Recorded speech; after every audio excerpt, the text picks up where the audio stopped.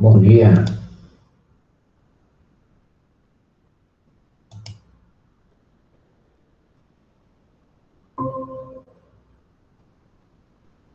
Bom dia, Juliana, Tamini, Rafaela, bom dia.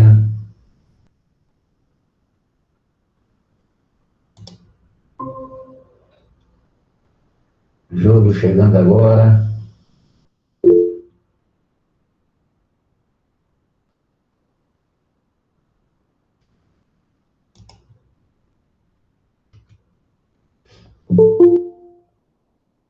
Camila,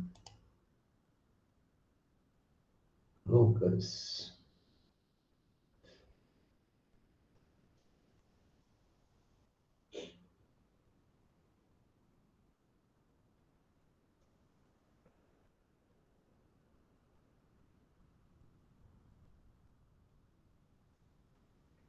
E aí, pessoal, como é que estão os estudos?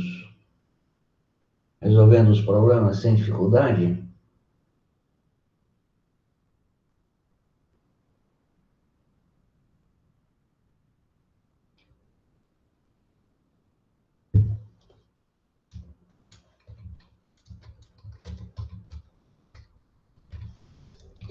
Vocês me ouvem?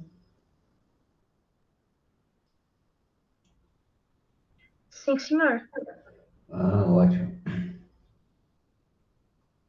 Sem problema na resolução dos exercícios?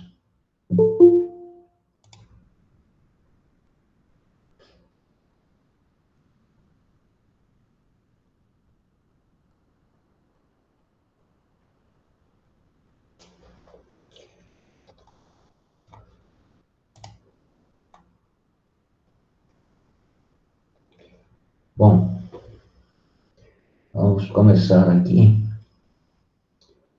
8:02, tem 9 pessoas, pouca gente.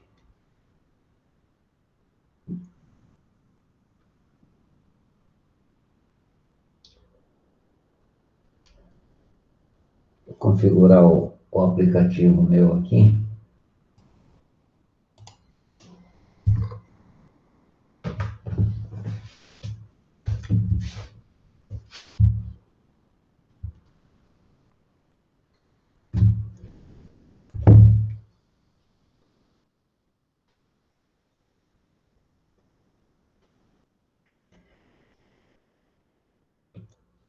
Bom, vamos começar o nosso trabalho, então. Na última aula, vou compartilhar a tela aqui para poder mostrar o material.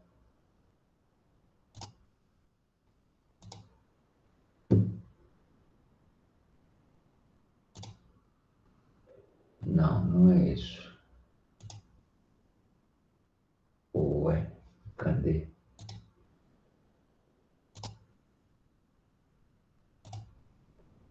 Um instantinho só. Vem para cá. Bota para lá.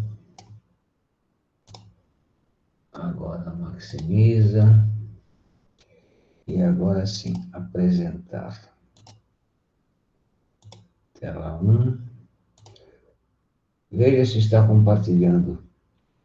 Vou fechar minha câmera para que vocês tenham a visão completa do aplicativo.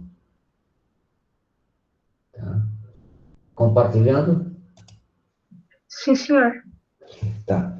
Então, aqui um problema que eu, se me falha a memória, deixei para vocês na aula passada.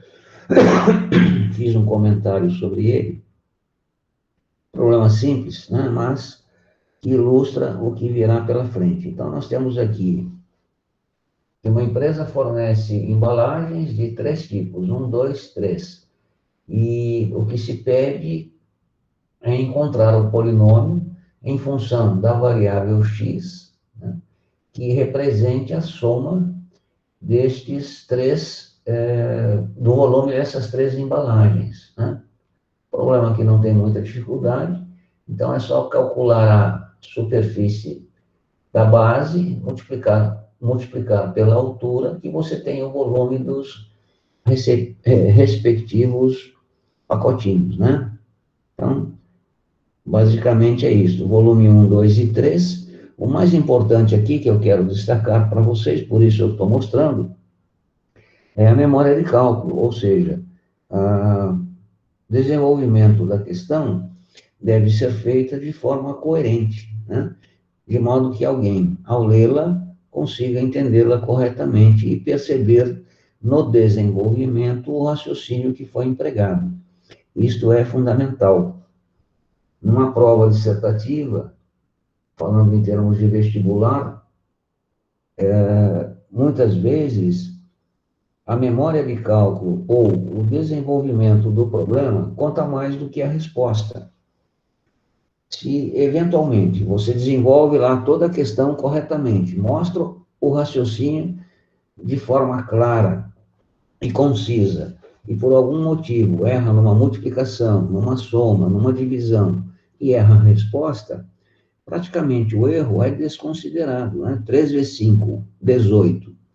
Percebe-se que o erro foi um descuido, né? Uma falta de atenção, qualquer bobagem. Mas o principal está ali, ou seja, o raciocínio que você empregou para resolver o problema.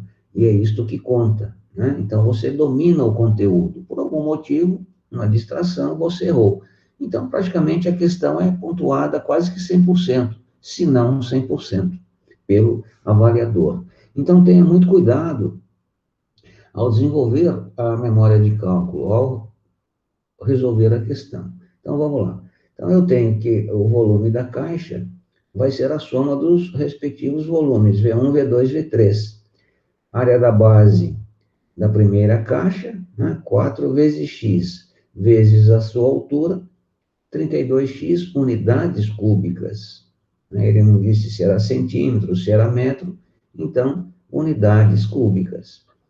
O volume 2, área da base, vezes a altura, 4x², unidades cúbicas. E, finalmente, o volume 3, área da base, x², vezes a altura, x ao cubo, unidades cúbicas. Portanto, o volume total, que representa a soma de todos os volumes dos pacotes, vai ser V1, V2, V3, somados, e são representados por monômios. Isto aqui é um monômio, outro monômio, outro monômio. Por quê? Porque só tem um termo. Ao somá-los todos, eu tenho um trinômio.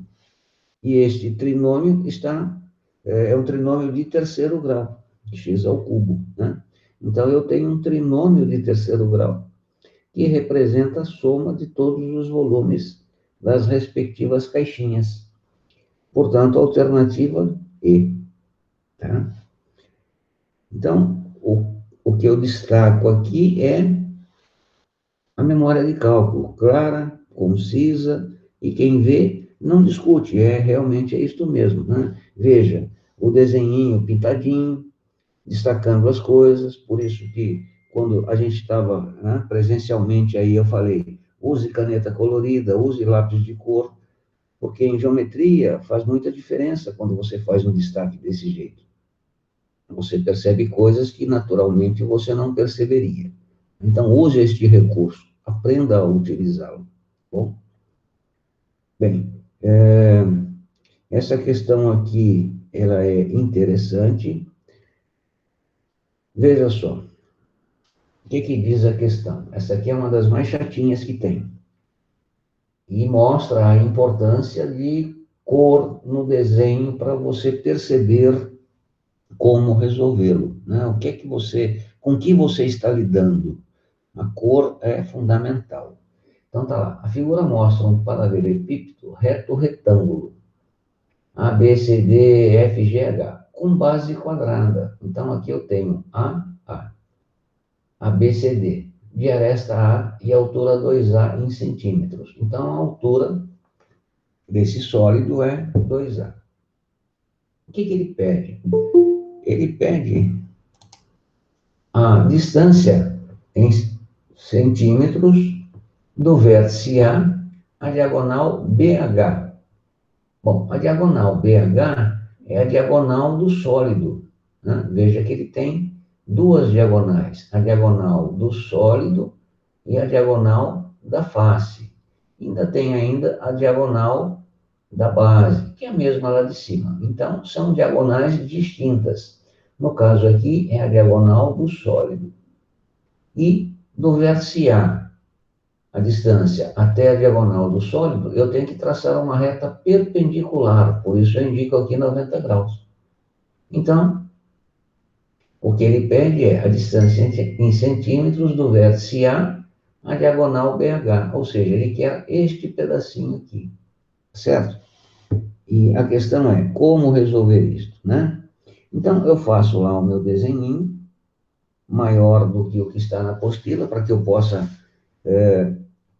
fazer as intervenções e perceber aquilo que precisa ser notado, tá? Então, eu tenho aqui a figura, observe que aqui eu tenho a diagonal desta face, aqui eu tenho a diagonal do sólido, aqui eu tenho a diagonal da base, né? E este pedaço, que é o que se deseja, do vértice A à diagonal BH, eu não tenho condições de descobrir, né? Então está aqui, mas eu sei que aqui faz 90 graus. Então, como resolver o problema? Bem, este valor aqui eu consigo calcular, né? Tá? Este valor aqui eu também consigo calcular. Por quê? Porque é a metade da diagonal da base. Este valor aqui eu consigo calcular, tá? E assim a gente vai buscando triângulos, retângulos. Então, coloquei aqui os dados, destaquei na figura o que eu estou buscando, para que eu tenha a percepção, porque de repente eu me perco no meio do desenho, né?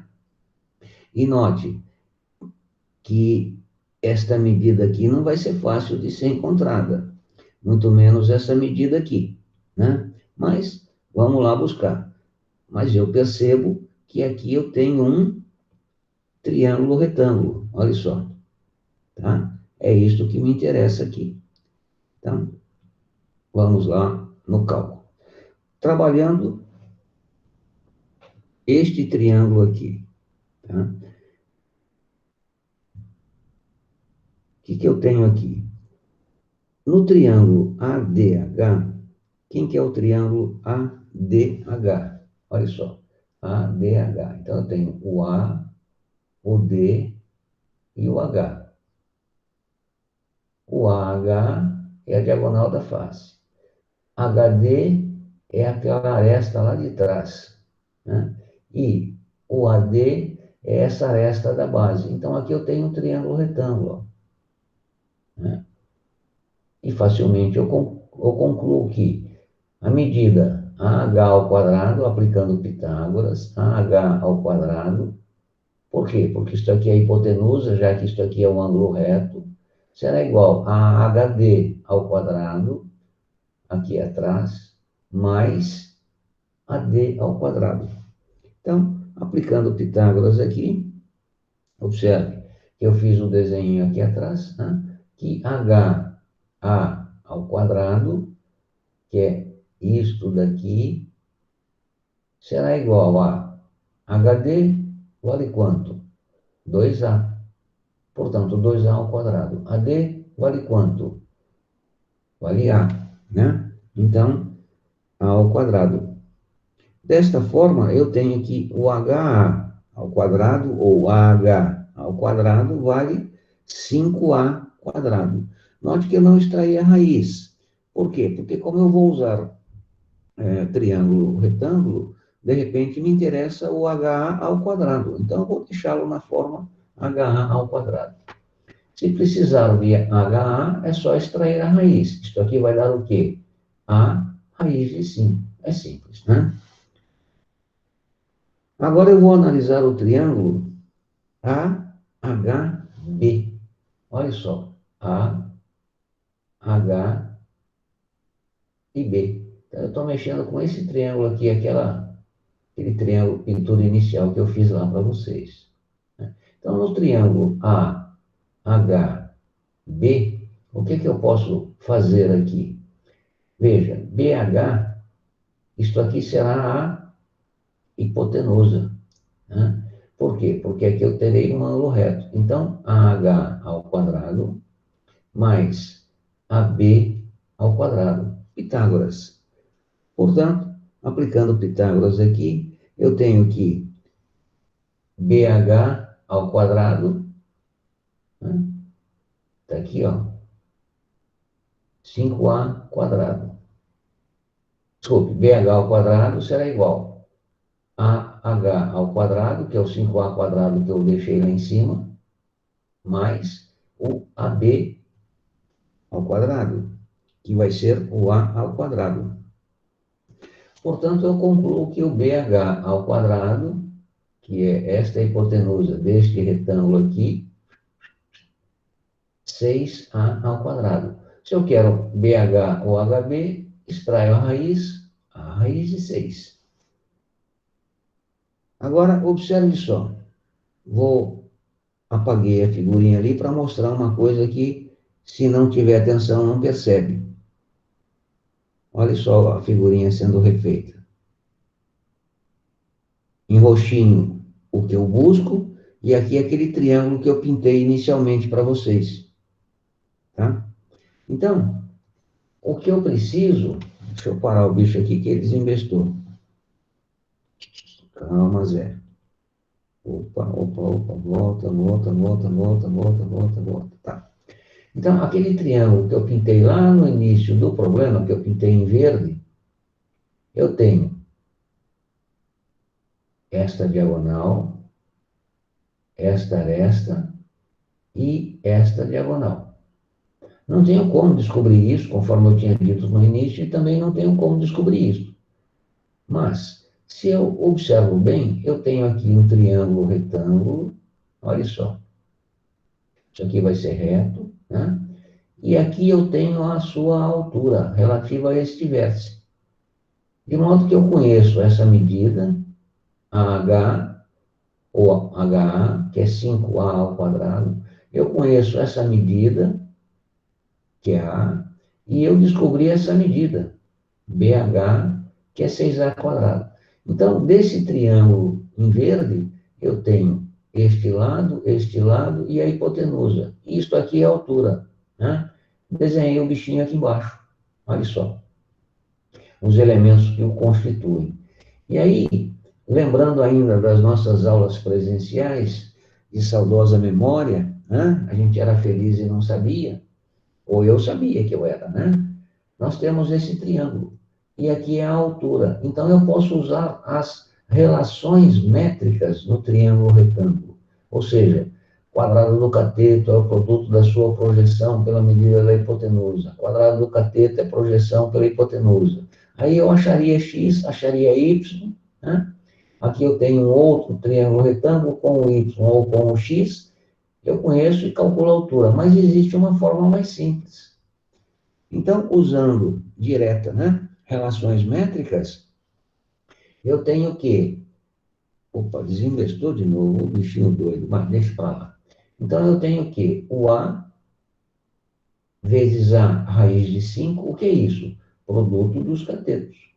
Será igual a H, o que é isto? É a altura, a raiz de 6, o que é isto? A hipotenusa. Então, usando a relação métrica, produto dos catetos, é o produto da hipotenusa pela altura, eu tenho esta equação na variável H. E H é justamente quem? O H é justamente o valor de AM, que é este segmento aqui, ó, que eu quero, tá certo? Então, a altura do triângulo é o AM. Aí, faço as continhas, ou seja, passo a raiz de 6 para o lado de cá, então eu tenho a quadrado raiz de 5, dividido por a raiz de 6. Cancela 2 com a, fica a raiz de 5, raiz de 6. Racionalizo, porque não é normal deixar radical no denominador. 5, 6, 30. A raiz de 30, 6, 6.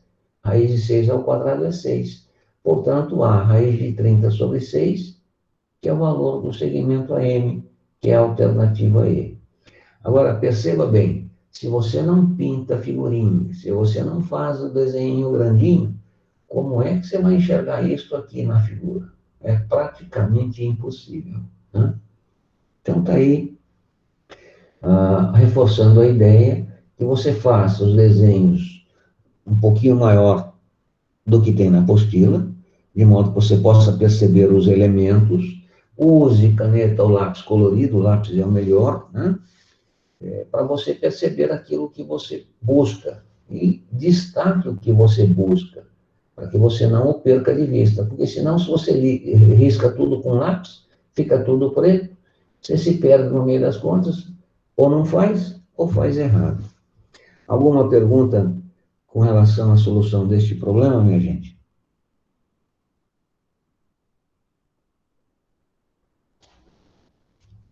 Hein?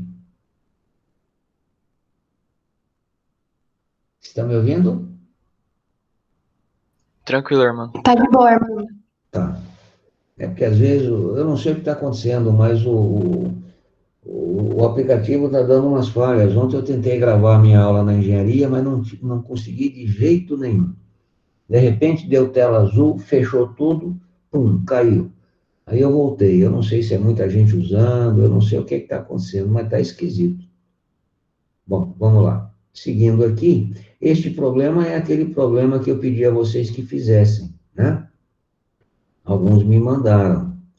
E eu vou falar sobre ele rapidamente para que a gente dar chance ainda aos que não fizeram, né? Então, nós temos aqui os dados do problema. Eu tinha dito a vocês para dividi-lo em duas partes, para que você pudesse mais facilmente perceber os elementos, né?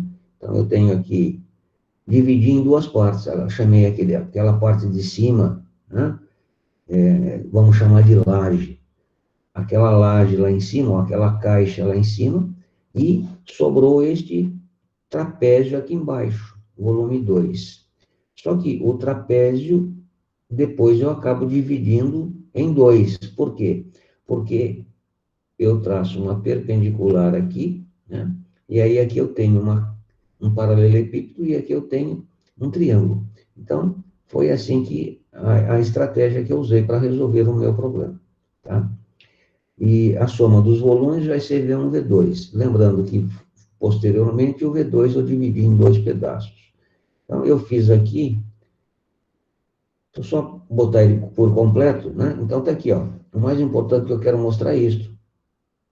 Botei o bicho de cabeça para baixo, isto aqui já foi calculado, né? É fácil de calcular. E aí eu pego o V2 e divido em duas partes, aquilo que eu falei, ó.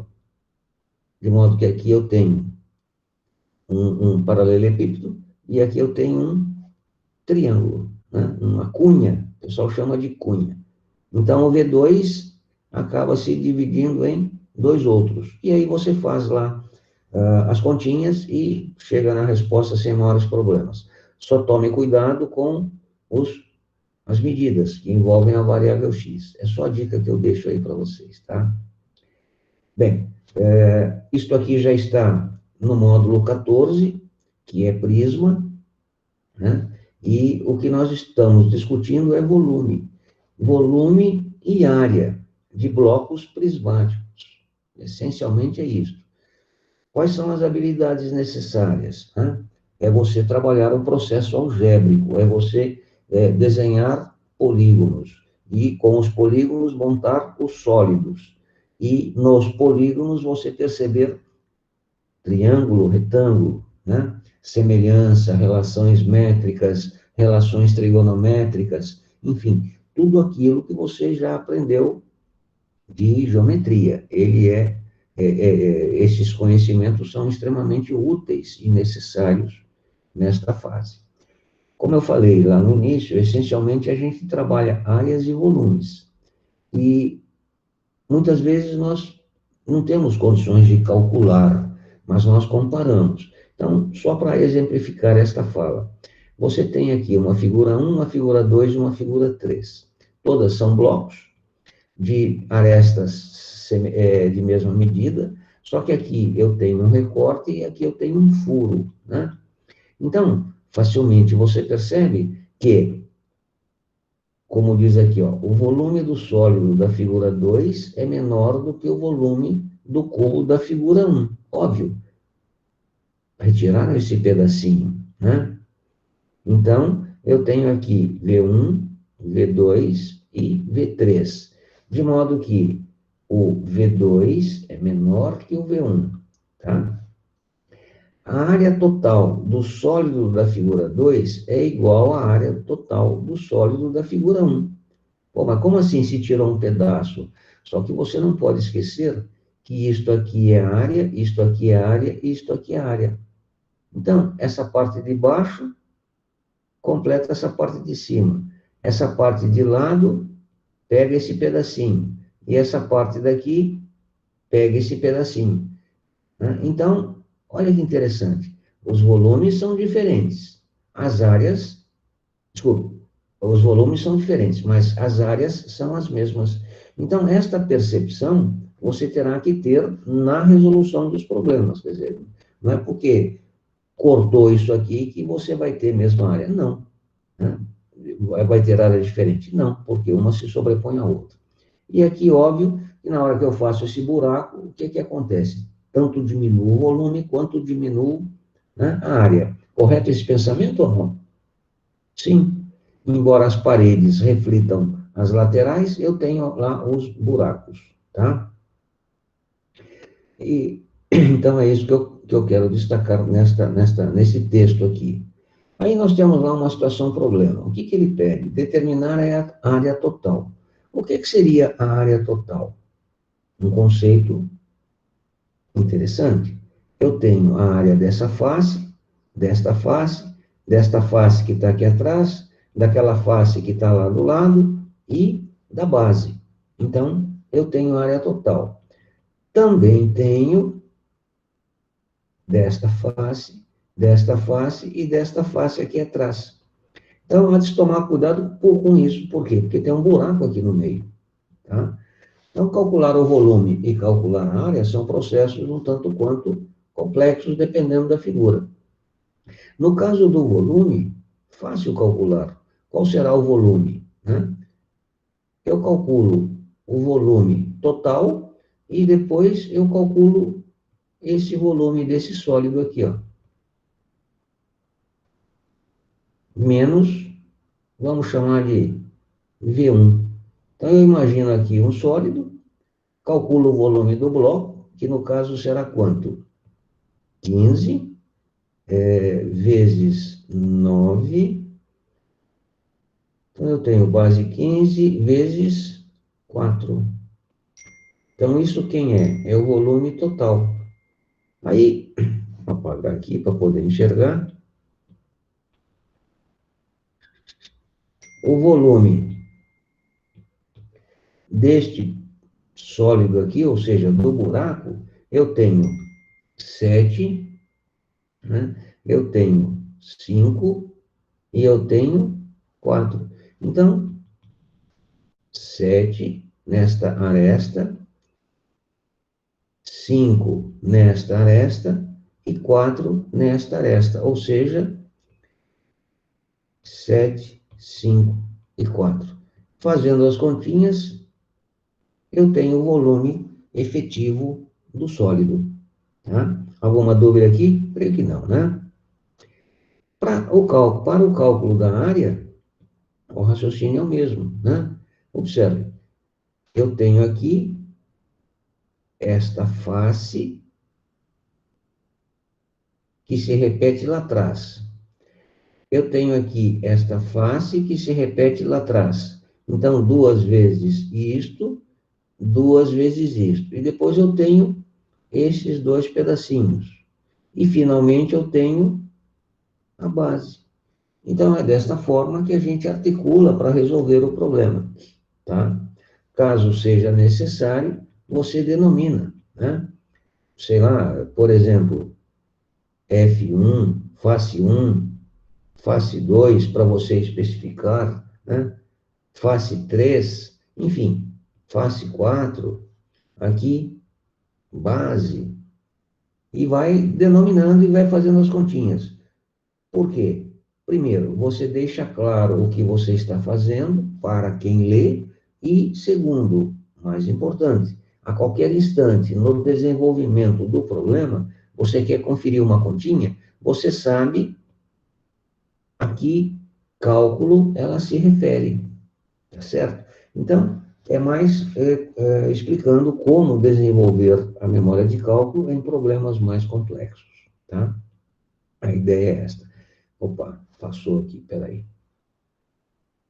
Aqui tem um problema que eu quero discutir com vocês, porque tem um conceito interessante.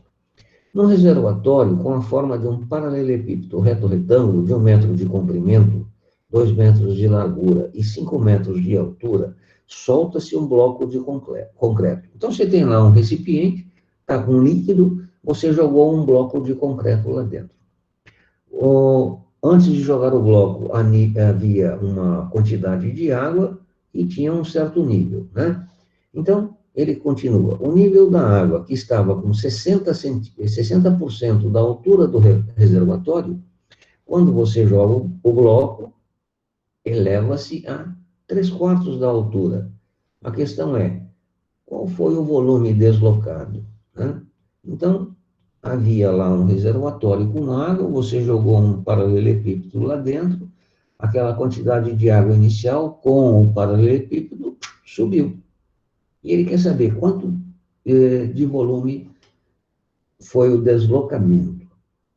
Bem, fazendo a figurinha, para a gente poder entender o problema, é fundamental isto, né? Botei aqui um bloco, coloquei as dimensões, 1, 2 e 5, cheio d'água, olha, cheio d'água não, com 60% da capacidade de água. O que é 60%?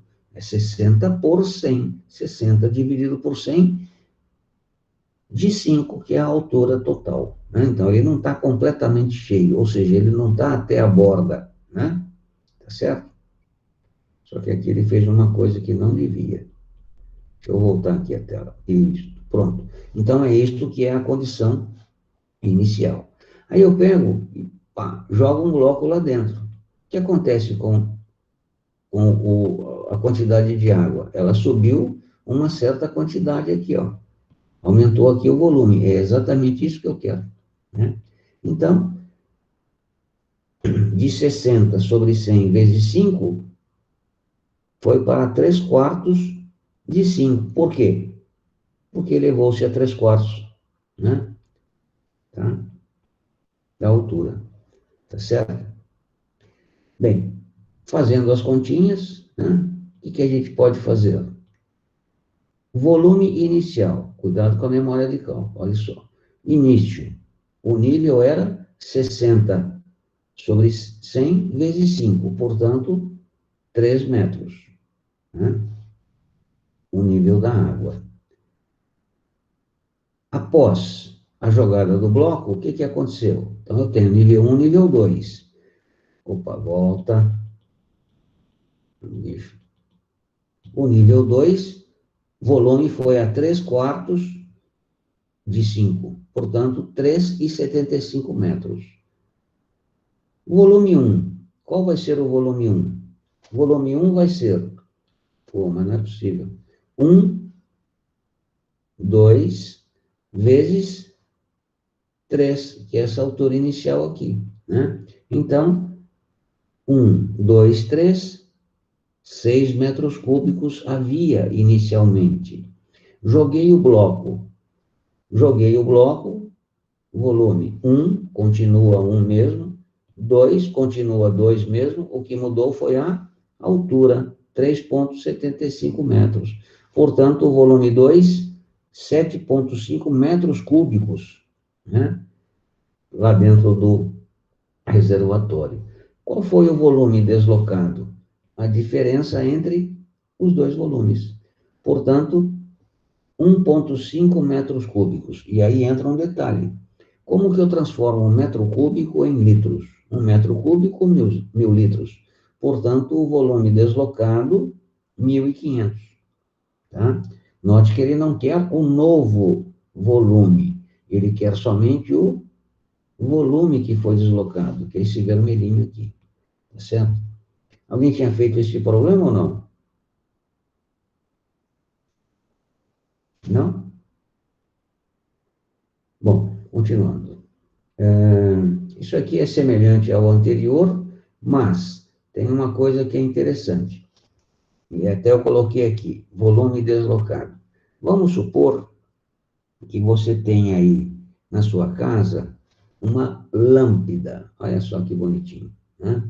E você queira saber, por curiosidade, porque você é um bicho curioso, né? O ser humano por natureza é, você queira saber qual é o volume desta lâmpada, por mais estranha que seja o seu formato. Como é que você vai calcular isso? Seria bastante complexo se você levasse em consideração o formato da lâmpada, mesmo as lâmpadas mais simplesinhas, aquelas de bulbo, né? Que é esta aqui que eu estou mostrando. Como que você calcula o volume?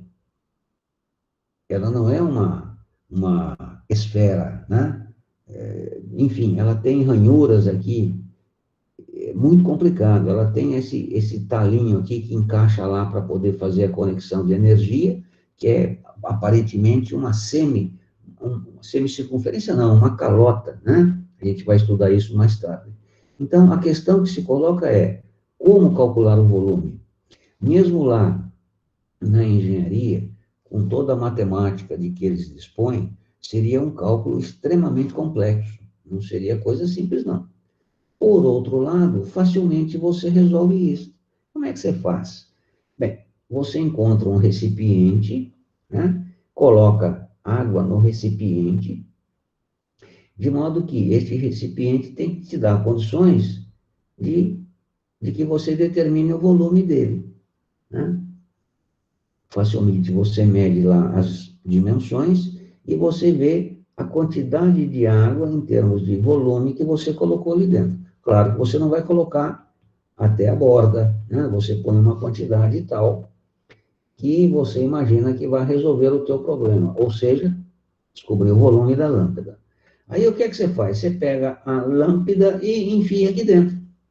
Claro que ela não vai submergir, porque ela tem ar aqui dentro, ou vácuo, né? Mas você pega pela pontinha dela e bota a bichinha aqui dentro. O que vai acontecer? Na hora que você cutuca a bichinha cá para dentro, o volume de água vai subir. E quanto é que você acha que vai subir de volume de água? Exatamente o volume da lâmpada. Inclusive, tem uma história interessante. Quando eu entrei na engenharia, eu saí em 80, eu sou da turma de 80, a primeira turma que realmente é engenheiro formado pela Universidade de Taubaté, quando eu entrei lá, não era universidade, era uma federação das faculdades, quer dizer, era uma junção das faculdades existentes até então, e todo mundo estudava junto nas engenharias, como agora é hoje, né? O curso básico, primeiro e segundo ano, era todo mundo junto. Quem fazia elétrica, civil, enfim, ia para a engenharia, era um pacote só. No terceiro você optava, eu quero fazer civil, eu quero fazer elétrica, eu quero fazer mecânica. Então, eu estava no segundo ano e o professor de cálculo 2, cálculo avançado, estava discutindo exatamente esse problema da lâmpada, né? E passou para a gente. E foi um perereco, porque ninguém conseguia resolver, porque o troço era complicado, né? Aí, no dia da entrega, ele rindo, comentou, sei que ninguém conseguiu. E se conseguiu, foi porque alguém fez, porque não vai saber explicar para mim o que fez. E aí ele falou, contou esse caso aqui, e disse que um estagiário, né, um aluno, que estava terminando engenharia, foi fazer um teste se não me engano, foi na Ford ou na Volkswagen, não me recordo qual das empresas. E foi no meio do teste e perguntaram isso, qual era o volume da lâmpada? E esse cara da engenharia estava até, né, é simples. Enquanto os caras estavam tentando fazer conta, é simples. Me dá um potinho de água aí que eu calculo e digo já qual é o volume da lâmpada. Entregaram para ele, ele pegou e fez isso. E deu a resposta. Ele foi admitido, né? Foi o único que foi admitido pela criatividade dele. Tá? Isso não sei se é verdade, mas todo mundo contava lá nas engenharias. Então está aqui. E quem descobriu isso? Arquimedes. Vocês já ouviram o termo eureka? Hum? Já. E a quem se refere o termo eureka? Eu já não sei. Está aí. Um rei, né? Queria descobrir, mandou fazer uma coroa, queria descobrir se o ourives o tinha roubado ou não, ou seja, se a coroa era realmente de ouro maciço. E Arquimedes, um pensador grego, né, foi chamado para resolver a questão. Aí o rei está querendo saber se essa coroa que foi entregue a ele é de ouro maciço. E você não pode destruir, porque é uma joia rara, é única. Aí o Arquimedes, né, ficou lá desorientado, porque se ele não resolve o problema, ele cai em desgraça, descrédito. Aí ele pensando, lá um dia ele resolve tomar um banho. Enche uma tina, uma banheira de água, né, só que botaram água além do que devia, ele entra dentro da banheira, tira a roupa, peladão, pá, entra na banheira. Adivinha o que acontece? A hora que ele entra na banheira, o servo lá botou água além do devido, quando ele entra na banheira, transborda. Entrou na tina, transbordou. Aí, diz a lenda, que ele começa a gritar, eureka, eureka, descobri, e corre peladão pelas ruas da cidade. Né? Esqueceu que estava sem roupa.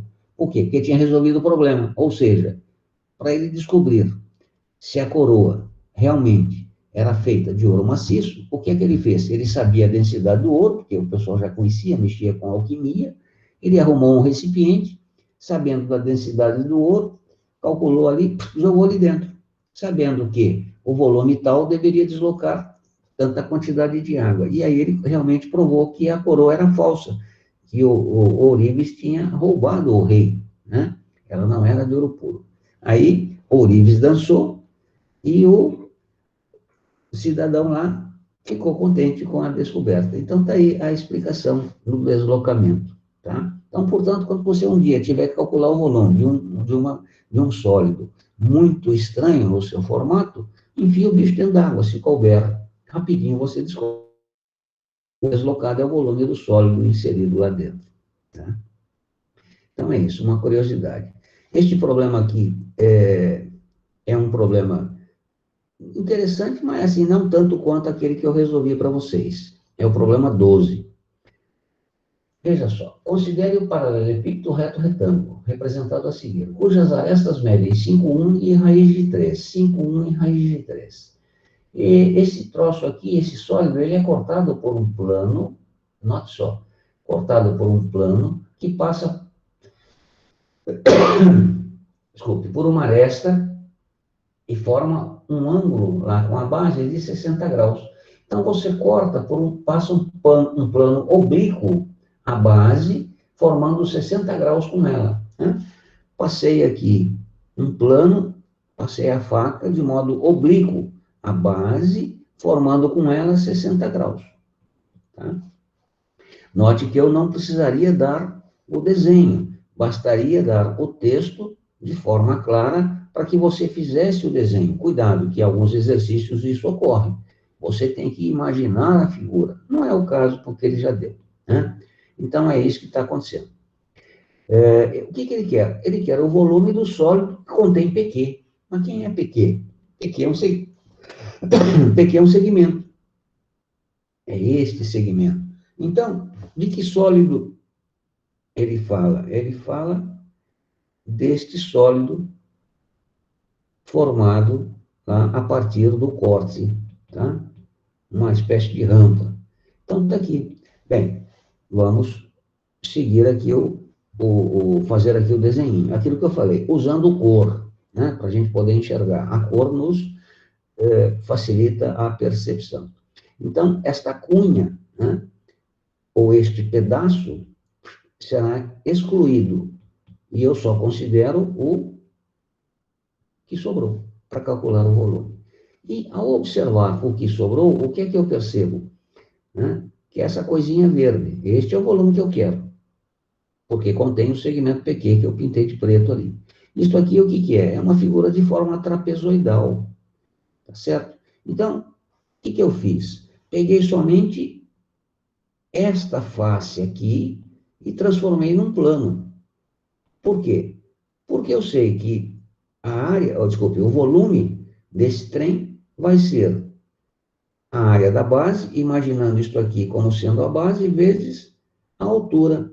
E a altura é 1. Então, olha que coisa simples, né? É você calcular a área desta base, digamos assim, e multiplicar pela altura e pronto, você já tem o volume do sólido desejado. Então, por isso que eu fiz aqui este retângulo, fiz um corte, né? Botei uma reta oblíqua à base, 60 graus. Por trigonometria, eu calculo este pedacinho aqui. Calculado este pedacinho, eu tiro de 5, eu tenho este pedação. E aí eu tenho meu trapézio, base menor, base maior, etc.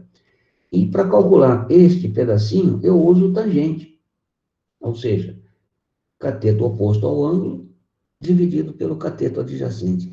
Não esqueça das coisas que você aprendeu. Né? Geralmente, em prova de matemática, o aluno pergunta, sobre o que vai cair na prova? Tudo. Como assim, professor? Tudo que você aprendeu de matemática até agora. Por quê? Porque a matemática, né, a cada série, a cada ano que você passa, é um elo que se junta aos demais já obtidos, montando uma corrente. E uma corrente só tem sentido se todos os elos estão unidos ali. Quer dizer, não tem sentido você ter pedaços de corrente. Você tem que juntar os pedaços, né, para que ela funcione como corrente. Então, não esqueça das coisas que você já aprendeu, particularmente voltadas para o triângulo, retângulo e suas relações. Então, está aqui. Descobri que o x é 1. Se o x é 1, aquele ladinho é 4. Portanto, a área do trapézio vai ser o quê? Opa, para. Ô, bicho doido. Para. Aí. A área do trapézio vai ser o quê? Base maior mais base menor, vezes a altura, dividido por 2. Tranquilinho. Feitas as continhas, né? Eu tenho que a área vai ser 9 raiz de 3 sobre 2. Portanto, o volume vai ser o quê? A área da base vezes a altura, que no caso é 1. Portanto, 9 raiz de 3 sobre 2 é o volume. Tá? Então, veja que é um problema simples depois de resolvido, mas meio xarope se você não atenta e não faz as coisas bonitinho, coloridinho, como eu fiz. Alguma pergunta aqui, minha gente? Não? Tá. Bem, isso aqui eu deixo para depois. A gente vai continua falando, melhor dizendo, de prismas, porque o nosso objetivo maior, eu vou mostrar uma coisinha que eu fiz, para isso eu vou sair aqui do meu aplicativo, vou para a nossa apostila, compartilhando a tela, mas antes de compartilhar a tela da apostila, eu quero mostrar uma coisinha para vocês aqui. Vou parar a apresentação e vou abrir a minha câmera. Por quê? Eu quero mostrar isto aqui, ó.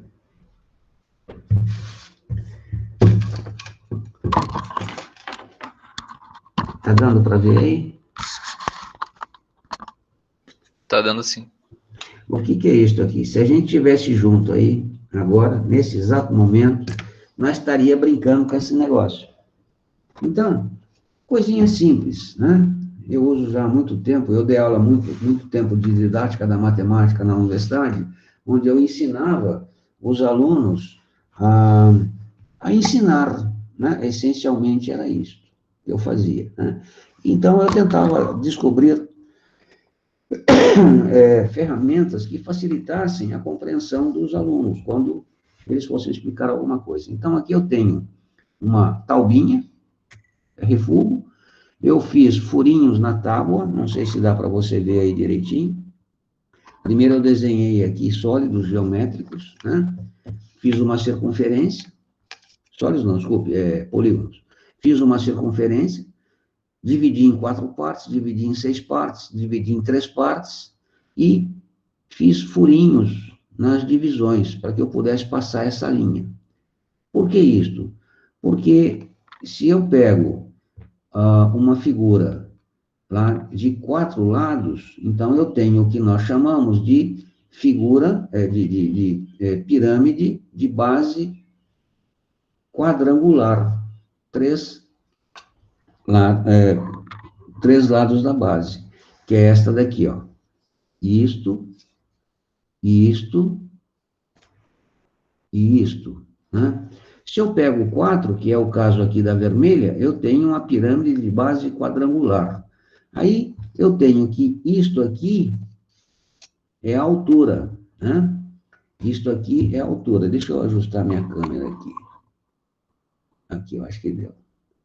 Isto aqui é a altura, né? Se eu ligar este ponto a este ponto, olha aqui o azulzinho, eu tenho o apótema, né? Inclusive, eu faço com esse branquinho aqui. Desse ponto a esse ponto, eu tenho aqui um triângulo retângulo. Observe, se eu ligar este ponto, que no caso é o raio da circunferência, eu tenho aqui a altura, é um lado do triângulo, o raio da circunferência é outro lado do triângulo, e isto aqui da pirâmide é o que nós chamamos de geratriz, é a hipotenusa do triângulo retângulo. Então, reiterando aquela fala inicial, a gente sempre vai buscar triângulos retângulos. Portanto, nós vamos estudar, né, em prismas e sólidos, que é o que vai desembocar todo esse esforço nosso de conhecimento, em determinar superfície lateral, né? Eu vou calcular aqui a superfície lateral de toda a pirâmide. Então, esta área e aquela outra área. E mais superfície da base. Então, eu tenho a superfície total desta pirâmide. Eu posso calcular o seu volume. O que é o volume? Né? Bem de modo, não é exatamente isso, mas seria a área da base, que eu consigo calcular, e a sua altura, tá certo? Eu posso calcular, eu tenho duas figuras aqui, eu tenho o azul, é uma pirâmide de base pentagonal, dividir a circunferência em 5, e a vermelha é uma pirâmide de base quadrangular, né? Não mistura, não. As linhas em vermelho, isto aqui nós chamamos de aresta da face, tá? E note que a aresta da face, vou pegar aqui uma azul, né? Ou seja, uma pirâmide de base pentagonal, a aresta da face, essa aresta aqui, é um triângulo. E é um triângulo isósceles. Por quê? Porque esta medida, aqui, ó, esta medida é exatamente aquela medida ali, ó. Tá? E a base do triângulo vai ser o lado do pentágono. No caso, azul é um pentágono, tá? Então, tá aí uma coisinha que você pode fazer, mas não tem taubinho em casa. Tudo bem, pega um isopor, um pedaço de isopor, uma caixa, uma tranqueira qualquer, você espeta aqui, como é que se diz? Com palitinho de churrasco, você espeta no isopor e junta tudo lá em cima, né? Vai espetando. Então, são coisinhas que a gente faz que nos permite visualizar quando a gente tem dificuldade de abstrair o sólido geométrico com o qual a gente está lidando, né? Eu sempre tive problema, por isso a criatividade se voltou para esse lado, desenvolver ferramentas de modo que eu pudesse utilizar as coisas, né? Enxergar o que eu precisava ver, tá? Então tá aqui, ó. Se a gente tivesse junto aí, eu estava mostrando para vocês isso, né? E por que que é feito furado e com linha? Porque eu passo aqui na lã um araminho na ponta da lã para como se fosse uma costura, olha só. Tá dando para ver aí, ó? Tá? Então, eu rapidamente monto e desmonto a minha pirâmide. Faço uma hora pirâmide de base triangular, quadrangular, pentagonal, hexagonal e assim por diante, né? Então, isso aqui tudo é desmontável. E esse fiozinho que tem aqui na base, né, eu mostro esta medida, eu mostro aquela medida, que é o apótema, e assim por diante. Esta medida vai ser coincidente com o raio da circunferência, né? Esta medida aqui. Isto aqui, perpendicular ao lado da base, é o apótema, que a gente vai chamar. Então, são esses elementos que nós iremos trabalhar, e eu sugiro que você invente alguma coisinha para que você possa enxergar as coisas com as quais trabalharemos, certo? Então, é isso que eu queria compartilhar com vocês aqui. E vamos lá, então, para a nossa apostila, que eu quero falar rapidamente antes que termine a aula, que agora que eu vi que está em cima do nosso horário, eu não quero atrasar e entrar com na aula do outro professor. Quem é que vai dar aula para vocês agora? Zé Maria? É ele mesmo. Tá. Não vou atrapalhar o tio Zé, não. O tio Zé foi meu professor. Então, tá aqui, ó. Vou compartilhar a janela, para a gente falar rapidamente. Tela inteira, tá aqui. E vou fechar a minha câmera, para que não atrapalhe. Então, tá aqui. Nós vamos trabalhar prismas, né, que é o módulo 15, e em prisma, uma coisa que eu quero chamar a atenção, são os prismas regulares e suas seções. E o principal é a planificação. As habilidades são todas aquelas que nós já discutimos lá no tópico 14, no módulo 14. Então, isso aqui nós temos exemplo de prismas, né? Olha só.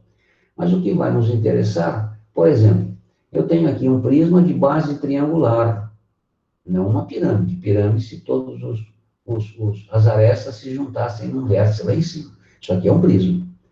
E, geralmente, o prisma, o nome deles faz referência à sua base. Então, aqui eu tenho um prisma de base triangular.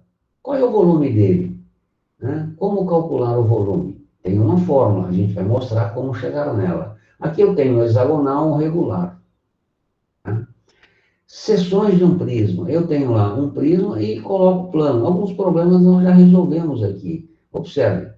Aqui eu tenho um prisma, né, a seção diagonal desta face, diagonal da face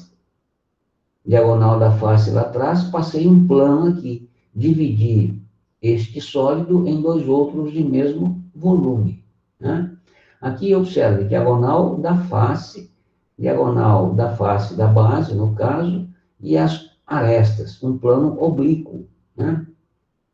Mas o que nos interessa realmente é isto aqui, é a planificação. O que é a planificação? É como se o prisma fosse uma caixa de papelão e eu desmontasse a caixa. Está aqui. Então, quando eu digo área total, é a área desse desenhinho aqui, né? Que é a planificação desse prisma, né? Volume, área da base vezes a altura. Note que aqui eu tenho uma pequena diferença. Eu não posso dizer que é a área da base vezes a altura. Por quê? Porque a base é um triângulo. Então, o volume desse prisma será a área da base, no caso triangular, vezes a sua altura. Tá? E a planificação dele é esta. Portanto, a planificação corresponde a quê? A superfície total, né? Ou a área total da figura. Tá certo? Então, nós temos aqui outros exemplos, olha só. Tá? E assim vai. Eu gostaria que vocês fizessem uma leitura, né, nesta parte inicial da nossa apostila. Os problemas basicamente se referem a isto aí que nós estamos discutindo, que é a planificação e cálculo da superfície total. Tá? Façam uma leitura. Né? No caso aqui, ele tem um sólido e fez um corte nela. Observe, se você planifica, é muito mais fácil você perceber o que acontece. Veja, aqui eu tenho uma linha, né? Não é diagonal. Nesse ponto, ela sobe lá, não parece aqui, porque não está desenhado de modo em perspectiva, mas quando essa linha encontra a face de cima, ela pertence ao plano da face de cima e vai ao encontro do vértice A. Então, note que lá em cima ela forma um triângulo retângulo. Isso aqui é lado, isso aqui é lado, e este segmento, deste ponto àquele ponto, vai ser hipotenusa. E se você desmembrar toda a figura, ou seja, planificá-la, você verá que tem um triângulo retângulo. Então, está aí, né, a planificação fazendo com que você perceba estas características. Né? Imagina aí um cubinho, você risca aqui e risca a face, a parte de cima. Você não percebe isso aqui. Né? A hora que você planifica, você percebe que tem um triângulo retângulo. Tá? Então, são problemas desse tipo, né, que vocês vão, que eu quero que vocês façam uma leitura. Alguns eu vou resolver e botar em vídeo lá no canal, na plataforma Plural, para que nós desemboquemos o que realmente vai nos interessar e tomar um tempo razoável, é isto aqui, ó, que são as pirâmides que eu acabei de mostrar. Então, na pirâmide, por exemplo, né, aqui, pirâmide triangular, pirâmide quadrangular, pirâmide hexagonal, vamos calcular a sua área lateral, tudo isso aqui, a sua área da base, juntando as duas, a área total, ou superfície total, e como calcular o volume. Né? Tá? E não só pirâmide, mas essencialmente, porque ela é um elemento interessante, aquilo que eu falei, a altura, isto aqui nós chamamos de apótema, isto aqui é a aresta da face, no caso, esta aresta aqui é da face, e aqui eu tenho esta diagonal. Esta diagonal não, esta aresta, esta hipotenusa, desculpe, esta hipotenusa. E note que a hipotenusa desse triângulo, na realidade, quem é? É a altura do triângulo VCD. Então, o VM, que é hipotenusa do triângulo VOM, é a altura, VM é a altura do triângulo VCD. Então, são essas coisas que você tem que perceber, e fazendo aquilo lá em 3 dimensões, as coisas ficam mais tranquilas, tá? E sempre, sempre nós vamos buscar triângulos, retângulos ou relações métricas. Tá? Então, faça essa leitura aí para que na próxima aula a gente desenvolva bem esse conteúdo, que é muito legal, porque a gente pode, como eu falei, fazer coisa concreta, olhar para ela e, a partir dela, resolver os nossos problemas. Tá bom? Alguma pergunta, minha gente, antes que a gente encerre? Nenhuma, Marlos. Tá? Então, um bom fim de semana para vocês, bons estudos, e não esqueça de fazer a leitura lá do módulo 15, que eu pedi para que vocês fizessem 14 e 15 para dar uma leitura. Tenta fazer algumas coisas do 14, qualquer dúvida, manda e-mail para mim que eu ajudo. E na próxima aula nós entramos no módulo 15, dou uma revisão rápida no 14, entramos no módulo 15 e começamos a brincar com as pirâmides. Até mais então, minha gente. Até mais, irmão. Tchau, tchau.